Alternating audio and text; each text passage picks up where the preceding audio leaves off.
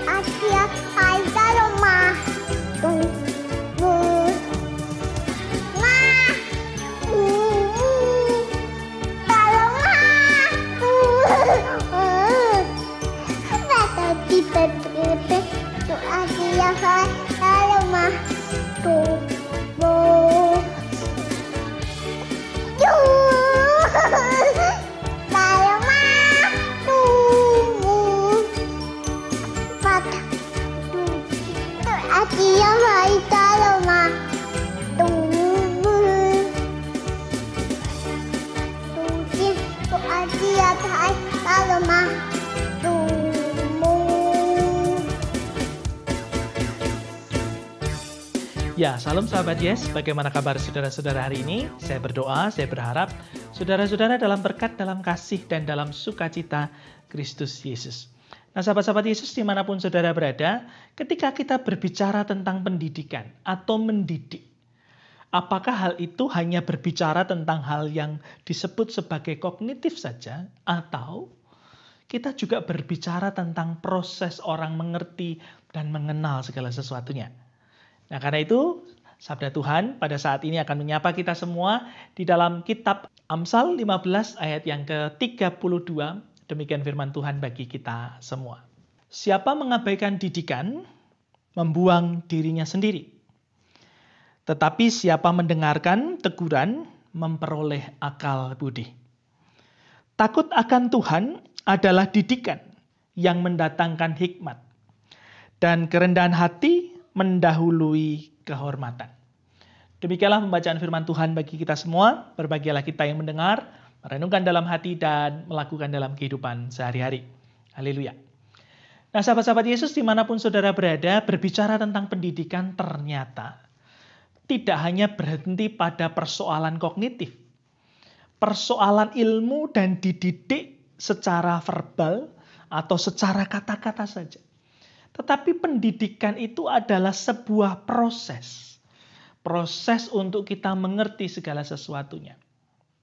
Nah, kita bersama akan melihat bagaimana proses itu tumbuh dari sebuah ketertarikan untuk mengerti, mengenal, dan mengetahui tentang sesuatu. Nah, kita akan melihat bagaimana Ivana tergerak dan ingin tahu, membantu orang tuanya untuk menjemur baju. Nah, saudara-saudara, setiap hari Ivana melihat kami menjemur baju. Dan dia tergerak untuk penasaran. Pengen tahu. Tidak hanya tahu dalam hal kognitif saja, tapi pengalaman. Berproses bahwa menjemur baju itu harus begini dan begitu. Dan kita akan lihat bagaimana kesulitannya ketika dia memasangkan hanger pada baju itu, dan kita akan lihat, dan kami akan diam saja sebagai orang tuanya supaya dia bisa punya pengalaman belajar yang menyenangkan, dan akhirnya ya dia bisa memasangkan baju dengan tepat.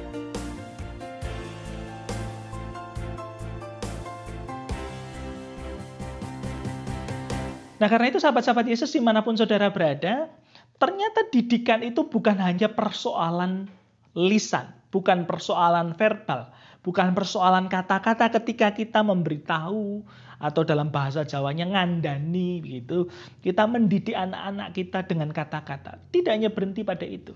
Karena itu firman Tuhan juga mengatakan bahwa tetapi siapa mendengarkan teguran memperoleh akal budi.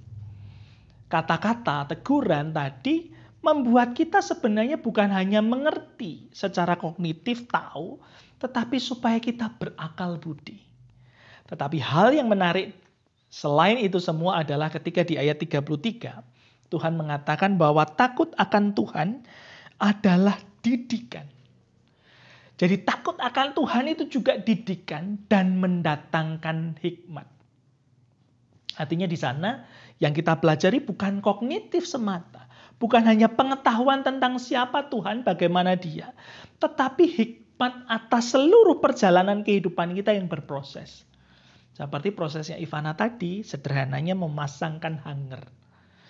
Dia bisa punya hikmat karena dia punya pengalaman. Karena dia belajar dari sesuatu yang dia alaminya. Bukankah kita juga beriman kepada Tuhan juga dalam didikan yang sama? Bukan karena kita tahu Tuhan ini seperti ini. Bukan karena kita hanya tahu bahwa ketika kita baca, oh Tuhan itu penuh kasih, oh Tuhan itu maha penyayang dan sebagainya.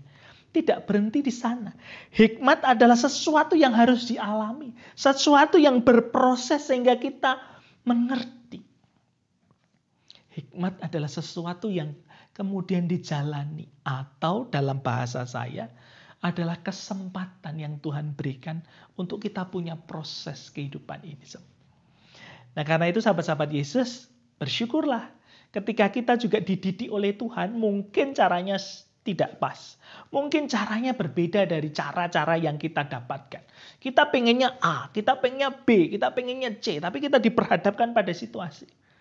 Apakah saudara dan saya kemudian diperhadapkan pada situasi itu kita kemudian menjadi sangat kaku. Pokoknya ini harus begini. Atau kita sedang belajar berhikmat untuk melihat segala sesuatu di sekitar kita. Bahwa oh ini butuh proses untuk saya belajar mengalami. Terbuka, melihat, kemudian disadarkan ada banyak hal. Nah, bukankah kita punya tugas dan tanggung jawab yang sama sebagai orang tua mendidik anak-anak kita? Bukan dalam artian membenturkan pada masalah. Tetapi kita jauh lebih memberikan kepada mereka kesempatan. Untuk mereka belajar mengalami sendiri. Itulah hikmat yang Tuhan berikan bagi kita semua. Karena itu, mari kita berdoa. Bapa Surgawi, terima kasih untuk sabdamu saat ini. Tuhan mengingatkan bahwa didikan Tuhan bukan hanya persoalan kata-kata, lesan, dan pengetahuan tentang Tuhan. Tetapi di sana juga takut akan Tuhan menjadi hikmat bagi kami semua. Kami diberi kesempatan untuk mengenal, mengerti, dan bahkan mengalami secara pribadi kehadiran Tuhan melalui setiap proses kehidupan kami. Karena itu Bapa, kami bersyukur jika ada hal-hal yang kami alami dalam proses kehidupan ini. Ajarkan kami untuk tidak hanya melihat apa yang terjadi di depan mata kami, tetapi kami punya hikmat untuk mengalami dan mengerti kehendak Tuhan. Demikian juga selama proses COVID ini Tuhan, kami belum selesai dengan semua ini. Karena itu Bapa, kami mohon berkat-Mu, kami mohon hikmat-Mu ketika kami harus menjalankan ini semua. Apakah kami yang terpapar terkena COVID ini sehingga kami harus isolasi secara mandiri? Apakah kami yang juga harus memerlukan perawatan intensif di rumah sakit? Mari Bapa, ajarkan kami bahwa ini semua bagian dari didikan Tuhan. Supaya kami punya hikmat mengenal Allah dengan lebih baik lagi. Dan karena itu Bapa, sungguh ketika kami mengalami proses ini semua, kami membutuhkan kekuatan Tuhan. Kami membutuhkan pertolongan Tuhan. Sehingga tidak hanya melewati ini semua, tetapi kami juga memiliki hikmat dari Tuhan. Dan kami diselamatkan serta disembuhkan dari Tuhan. Karena itu Bapa, kami berdoa untuk anak-anak-Mu, saudara-saudara kami, keluarga-keluarga kami, mereka yang terpapar COVID ini, mari Tuhan, kami mohon uluran tangan-Mu yang penuh kasih menjamah setiap kami. Menjamah setiap bagian tubuh kami yang sakit karena COVID ini. Mari Bapa, sentuh dan berikanlah kesehatan serta kesembuhan-Mu. Karena kami percaya Tuhan, kami punya dosa, kami punya kesalahan. Karena itu ampunkanlah kami, supaya dosa dan kesalahan kami ini tidak menghalangi berkat kesembuhan dan kesehatan yang Tuhan berikan bagi kami. Kami juga berdoa untuk saudara-saudara kami yang terdampak COVID ini, sehingga pekerjaan kami, ekonomi kami, sungguh saat ini membutuhkan pertolongan Tuhan. Karena itu Tuhan, kami juga mohon pengampunan-Mu, supaya dosa kesalahan kami juga tidak menjadi penghalang Tuhan memberkati kehidupan kami dengan berkat-berkat-Mu yang baru. Karena itu Bapa, kami mohon uluran tangan-Mu juga menolong kami dan keluarga kami, mencukupkan setiap kebutuhan keluarga kami. Bapa, kami percaya Engkau tidak membiarkan kami sendiri. Karena itu dalam setiap proses didikan-Mu ini, ajarkanlah kami untuk setia percaya, dan kami mohon kekuatan dari Tuhan. Dalam nama Tuhan Yesus Kristus, kami bersandar, kami percaya, kami berdoa. Amin. Nah, karena itu sahabat-sahabat Yesus dimanapun saudara berada, ingat bahwa didikan itu bukan hanya murni berhenti pada persoalan kognitif pengetahuan saja, tetapi juga proses dan kesempatan buat saudara dan saya mengalami semua ini, supaya saudara dan saya bertumbuh. Terlebih berdasarkan firman Tuhan, ketika kita takut akan Tuhan, itu menjadi proses kita memiliki hikmat. Bukankah hikmat ini tidak bisa dipelajari dan diperoleh dari dunia? Kita memilikinya, kita diberi oleh Tuhan dengan segala proses ini. Karena itu tetap semangat dalam semua proses kehidupan yang harus kita jalani. Dan ketika kita menjalani itu semua, percayalah juga, di sana ada Tuhan, ada pertolongan Tuhan, ada kuasa Tuhan. Karena itu tetap semangat, tetap hidup dalam sukacita, tetap setia pada Tuhan, dan ingatlah selalu, Tuhan Yesus memberkati saudara-saudara. Putih. Bye.